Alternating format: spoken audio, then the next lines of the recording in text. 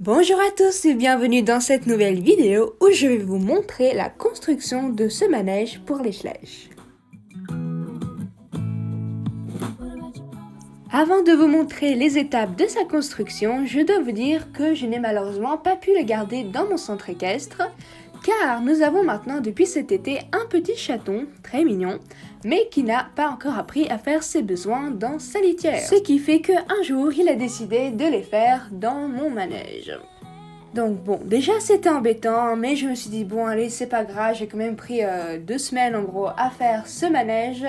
Je le laisse là, je nettoie et je ferme la porte de ma chambre et espérons qu'il n'y fasse pas encore une fois la même chose. Mais évidemment j'ai laissé une fois la porte de ma chambre ouverte et ça suffit pour que le petit fauve s'y glisse et fasse encore la même chose. Et ça encore 5 ou 6 fois à peu près. Ce qui fait que mon manège était vraiment épuisé, enfin c'était infernal. Donc là je me suis quand même dit c'est trop tard pour ce pauvre manège, je pense qu'il est fichu.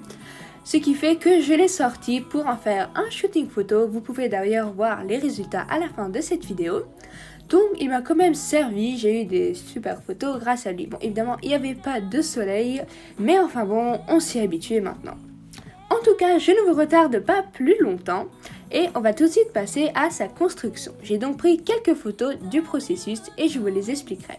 D'ailleurs, dès le début, vous pouvez voir qu'il a déjà commencé à s'y intéresser. Mais enfin bref, donc j'ai commencé à découper le bas et les 4 côtés et à les assembler.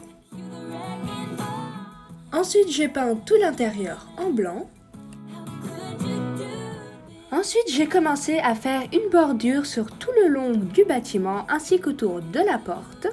Je l'ai fait grâce à un ruban en plastique imitant le bois. J'en ai également mis une fine languette à l'intérieur et tout autour des fenêtres, après y avoir mis du plastique fluide. J'avais juste pas de plastique transparent, donc j'ai dû utiliser ce plastique fluide. Ensuite, j'ai découpé ces 2 triangles isocèles avec donc un trou au milieu pour faire une petite fenêtre et je les ai collés comme ceci. J'ai ensuite collé une grande planche sur un des 2 côtés, constituant un côté du toit. Je ne l'ai pas recouvert à l'intérieur car de toute façon je trouve que ça faisait une couleur plutôt naturelle et de toute façon je n'allais pas beaucoup filmer vers le haut. J'ai ensuite découpé encore des bouts de carton pour faire encore une grande planche comme celle de juste avant pour former l'autre côté du toit, sauf que celle-ci je ne la colle pas et je la fais tenir au toit par un crochet comme ceci, tout simplement pour l'appuyer sur quelque chose. J'applique ma technique de tuile sur un grand bout de carton que je colle sur le côté du toit pointé vers l'avant. Vous pouvez voir cette technique par exemple dans la construction de ma sellerie. Je n'ai pas décoré l'arrière du manège car de toute façon il était tourné de l'autre côté donc jamais je n'aurais pu le filmer et il ne se verrait pas de l'intérieur du centre équestre. J'ai décidé de mettre des lumières sur le plafond du manège et d'ailleurs je trouve ça très joli, ça donne toujours un petit air joyeux et plus réaliste car c'est normal que le manège soit éclairé. Et voilà, le manège est terminé.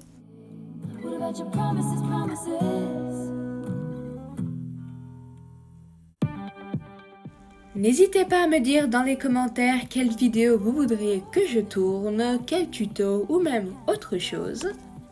Vous m'en avez d'ailleurs déjà donné de très bonnes et j'ai déjà un bon petit stock qui attendent d'être réalisé.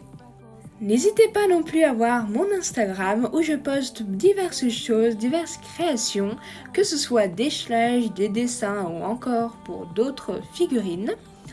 Je poste la plupart des créations là d'ailleurs car souvent je dois attendre un certain temps avant d'en avoir assez pour en faire une vidéo. Et évidemment, je vous remercie pour tous vos abonnements. Et donc voilà, c'est déjà la fin de cette vidéo, j'espère qu'elle vous a plu, inspiré, etc. Et je vous dis à bientôt pour une prochaine vidéo. Bye bye!